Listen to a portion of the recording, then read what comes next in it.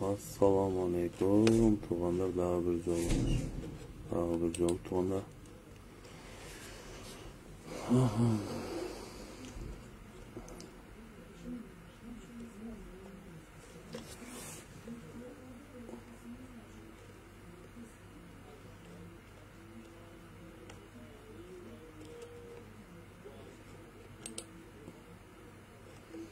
Assalamu alaikum tuğanlar, daha bir jolu. Sizlermenen men Dağla Bekki Emil Malikovic. Efirimde bölüşürseniz tuğanlar. Efirde bölüşürsünüzler. Sebebi bugünkü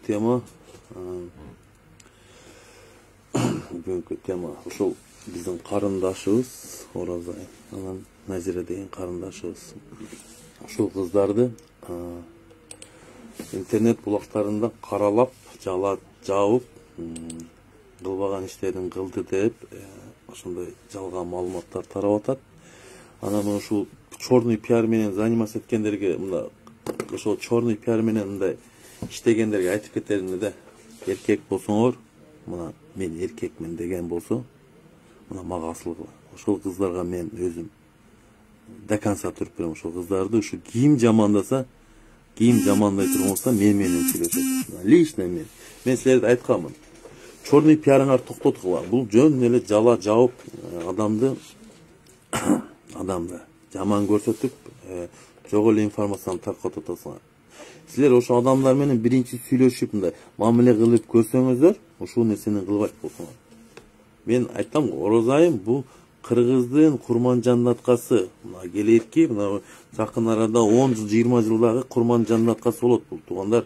Мындай Оразайымга окшогон, Назиреге окшогон кыздарды силер дүйнөдөн 100 эмес 2000 жолу айлантсаңар да мындай кыздарды жолукпайсыңар туугандар. Мындай адамдар менен сүйлөшкөн мен сыймыктанам. Себеби бул адамдардын акылы, ой жүгүртүүсү, сулуулугун айтпай эле коеюн. Эми сулуулугу бу жерде сөз болбойт. Сулуулук десең сулуулук, келбет десең келбети бар. Оны көрүп атабызбы? Мисалы адам баласы, мисалы ошол Оразайым карындашыбыз. Адахан Кимсанбаевдин идеясын колдоп, ошо Адахан Кимсанбаевди колдойт. Назира да Адахан Кимсанбаевди колдойт. Ошо колдогон үчүн ошо бири-бирине мындай өзүнө окшош адамдар бири-бирин колдойт экен да, жакшы адамдарчы. Анан эми Садыраваны кимдер колдоп атат? Мына окшогон Гуни көрдүк. 5 жерге чыгып, 2 ери таштап, 2 баласы менен таштап кетип калып. Эми мен он жөнүндө айтпайын дедим эле туугандар. Эми айтканга туура келип атат. Ким? Бекзат. Ол настоящий аферист, ол таластын бир мошенниги. Мындай айткандарчы, Бекзат настоящий аферист. Жок нерсени айтып адамды каралды. Бакай. Ким ол Бакай? Бакай ол тупой бир дагы бир. Мен Бакайды ким билбейт, баардыгы билет. Дагы бирөөсү жүрөт. Силерчи мына черный пиар кылгандарга мен айтып кетейин, туугандар, черный пиар кылатыган асылсаңар мага асылга, мага лично. Бириң духуң жетет экен мага асыл ошондо черный пиар кылганга. Танкаңарды келтирип коем мен, абаңарды кошурупчу менчи. Дагы бир жолу ошондой черный пиар менен Оразайымга, Назирага, башка биздин тарапташтарыбызга асыла турган болсоңор, мен сиздерге айтып коеюн. Лично өзүм силер менен сүйлөшөм менчи. Мен сиздерди сөз менен эле, мына сөзүм менен эле мен силерди келтирип коем көп жердечи. Сөзүм менен элечи. Ошон үчүн бирөөнү жамандагандан көрө, өзүңөрдүн ишиңерди кылгыла, өзүңөрдүн тиричилиңерди кылгыла. Ошо эле Бакай, ошо эле Бекзат, ошо эле Гуни, Пуни дейсиңер, ким дейсиңер, мен тааныбайт экен бул кыздар. Эми туугандар, эми деңгээлибиз кичине ойлонбойлу туугандар, кыргыз элим ойлонбойлу. Бул Оразайым, Назира бул башка деңгээлдеги адамдар, булар акылы бийик деңгээлдеги адамдар. Интеллигенция деген адамдар булар, ошол адамдарга кирет булар. Жүрүм туруму. Анан каяктагы олоно Бекзаттан Кудайдан жок качкан ono Бекзат, Бакай, каяктагы баягы Гуни Пуни деп коюп, мен тааныбайт экен буларды, көргүм дагы келбейт. Ошону мен айтып кетейин туугандар. Бирөөнү каралап, черный пиар бир жакшы нерсе таппайсыңар туугандар. Ошол бирөөнү каралап жүрүп силер, мен көрүп атам Оразайым ошо Адахан Кимсанбаевдин кызы экен. Бул силер туура маалымат алсаңар туугандар, туура маалымат алгыла. Ошон үчүн мен сиздерге айтып кетем, кара пиар ошо Оразайым карындашыма, Назира карындашыма асылып, Ошондой нерселерди мен бүгүн көрүп калдым Facebook'tan көп нерселердичи. Капа болуп каласыңар. Мына ошо пиар ким жасаса дагы капа болуп каласыңар, бекер элечи. Өзүңөр уят болосуңар туугандар. Бирөөнү каралабагыла, жок жерден каралап, жок жерден, жок эле нерсени каралап атасыз. Болбогон нерсени каралап атасыңар. Сиздер биринчи ошо адамдар менен сүйлөшүп көрүп, мамиле кылып көрсөңүздөр, азыркы кылган нерсеңиздерге уялып каласыңар туугандар. Азыркы ошо черный пиар кылып атасыңар го, ошого уялып каласыңар. Сиздер бул кыздарды билбей туруп сүйлөп атасыздар. Силер, мына мен таң калам ошо, баягы эле каралап, карасаң эле Адахан Кимсанбаевди каралайсыңар. Оразайымды. Булар силерге эмне кылды? Айтып булар силерге эмне кылды? Мен ачык эле айтып калачы, мен түшүнбөйм силерге. Ана мен мисал, мени каралагыла, мен жөнүндө айткыла. Мен силердин айтканыңарды мен силерге ошончолук кылып жооп берем мен силергечи, кандай калсаңарчы.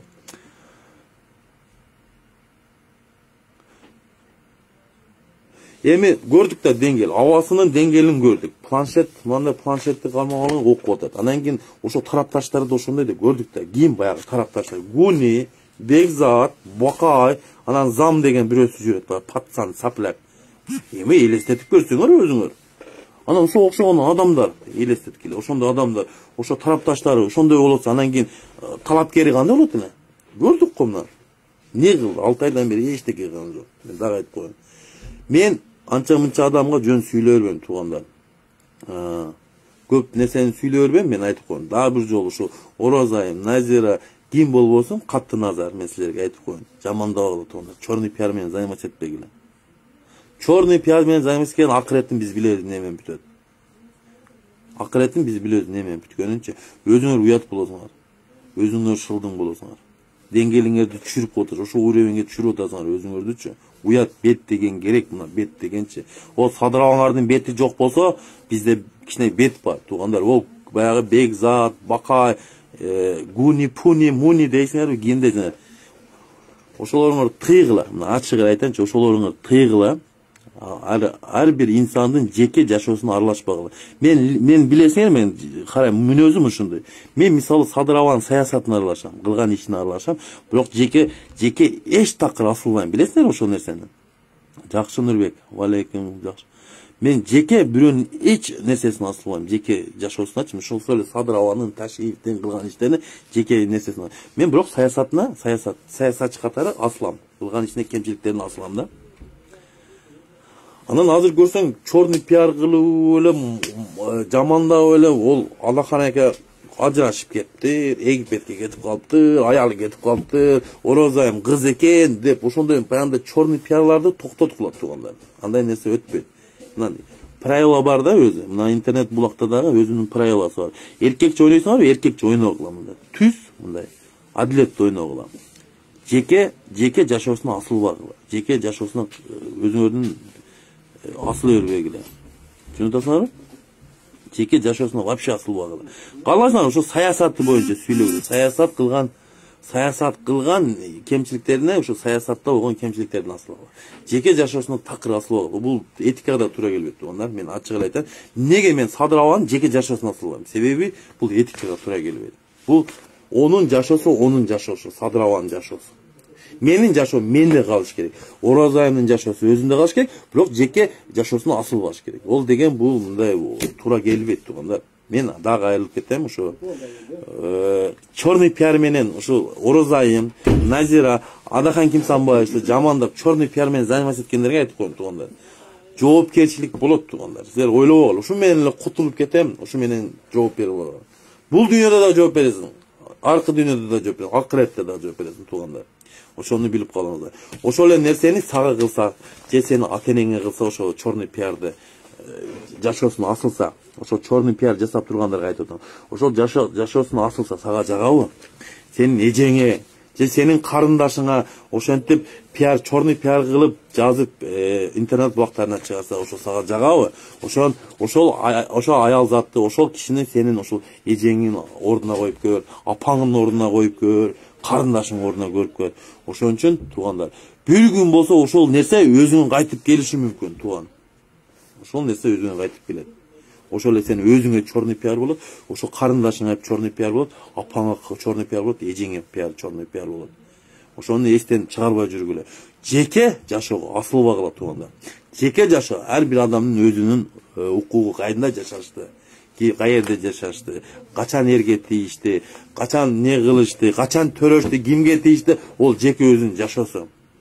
Ким менен жашаганы ол силерге кызыкчылык болбош керек туугандар. Кандай жашайт, не иш кылат, ол силерге бактакыр кызыгы болбош керек туугандар. Саясатта кемчиликтерин айткыла. Мына мисалы саясатта кайсы кемчиликтери кылды, ошол нерселерди айткыла. Жала жаба бербей, жок эле нерсеге жала жаба бербегиле да чорный пиар кыла бериңиздер туугандар. Мен ушу кыргыз элине кайрылып кеттим. Мен кыргыз элим, Орозайым, Назира, биздин бул кыргыздын Курманжандарды кыз Сайкал батырыбыз мындай айтканда, айтып кетейин туугандар. Бул кыздар аябай мындай мамиле кылып көрсөңүздөр, өзүңүздөр тан бересиздер. Өтө жакшы кыздар. Мен өзүм мактабайм бул кыздар, бирок мен бул кыздардын деңгээлине мен айтып кетейин, чынын айтам, бул кыздардын деңгээлине мен дагы жете элекмин. Жашым чоң болсо дагы 37-38 чыксам ошол кыздардын деңгээлине жете элек экенмин, өзүм таң калдым белчи. Себеби ушунчалык тарбияны берген ата-энеси. Мындай тарбия берген ата-энесине рахмат бул кыздардынчы. Ошол эле Орозайдын ата-энесине, ошол эле Назиранын ата-энесине чоң рахмат. Ушундай кыргыздын патриот кыздарын төрөп бергенине рахмат айтып кетем. Ошол ата-энесине, туугандарына рахмат айтып кетем. Ага энелерине, ушундай карындаштары бар, эжелери бар. Ушундай сыймыктанабыз, кыргыз элибиз биз сыймыктанабыз. Ушундай Назирадай, Орозайымдай кыздарыбыз бар экен, биз сыймыктанышыбыз керек туугандар. Мен дагы бир ушу чорный пиар кылгандарга айтып кетейин туугандар. Ошол чорный пиар өзүңөргө кайтып өзүңөр келиши мүмкүн. Ошон үчүн этат болуңуздар. Асылып ошо адамдарга асылам десеңиздер, менин номерим бар. Мен сиздерге өзүмдүн номеримди жазып кетем. 8926 316 1914. Мен менен сүйлөшөңүлөр. Мен ошо чорный пиар кылган адамдар мага чыккыла. Мен сиздер менен сүйлөшөм. Мен жөнүндө чорный пиар кыла кааласаңарчы, бирок аял кишилерге антип асыла бербегиле, уят болот. Эркекче болуш керек. Мына эркек заты эркекче болушу керек. Ошон үчүн туугандар, ошол эле Адакан Кимсанбаевичке, башка саясатчыларга асылгандарга токтоткула туугандар. Мына көрдүк. Жерди каркыраны сатты деп жүрүп туруп, кече көзүбүзчө Садырабаңар Баткендин жерин, Жалал Абадтын жерин берибирди. Же калппы? Калп болсо айткыла. Көзүбүз менен көрүп туруп Баткенде жерди алдырдык, Алабукада жерди алдырып салдык. Же калп болду. Азыр коридор ачып беребиз деп туруп кайта ачпай турган болдук деп. Бул не деген акмакчылык?